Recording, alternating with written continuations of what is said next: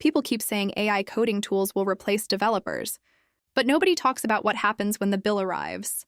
So let's break down Emergent, Lovable, Cursor, and Replit without the hype or the marketing slogans.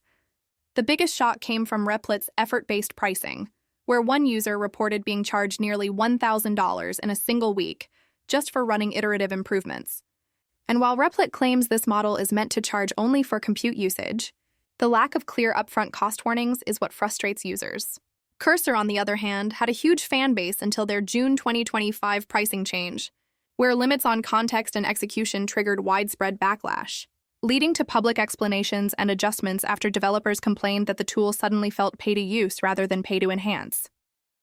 Lovable advertises a simple 25-month plan, but heavy projects burn through credits quickly, meaning users working on real apps often run out mid-development and either have to pause or upgrade, which makes the entry price feel misleading even if the UI is smooth and onboarding is easy.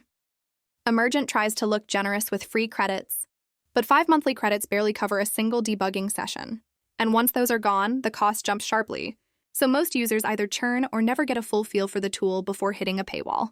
In terms of capability, some platforms generate complete app structures but produce rigid code that's difficult to customize later, while others rely heavily on back-and-forth instructions, meaning you still need at least a basic understanding of how software is structured.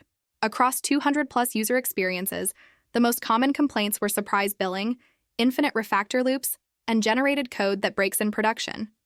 So the real question isn't which one is best, but which one respects your time, wallet, and workflow. Have you experienced bill shock with any AI coding tool? Drop your story below.